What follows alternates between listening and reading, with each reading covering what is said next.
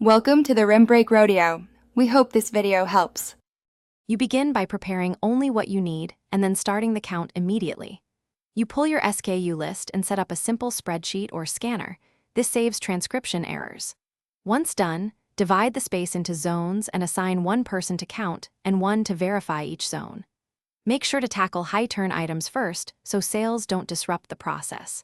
You'll record quantities, note damaged or missing items, and flag discrepancies for follow-up.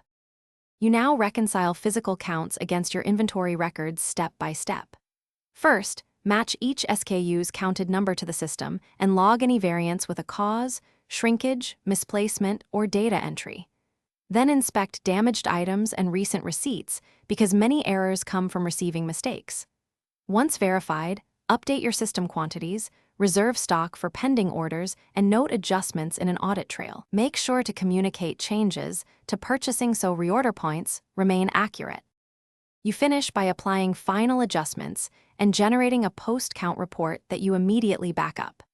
Then, update reorder points based on new quantities and seasonal demand, and brief staff on the routine so future counts are consistent.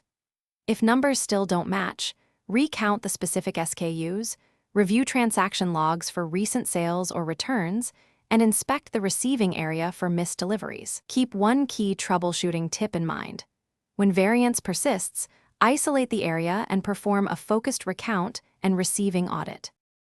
Thanks for watching. Consider subscribing if we helped you.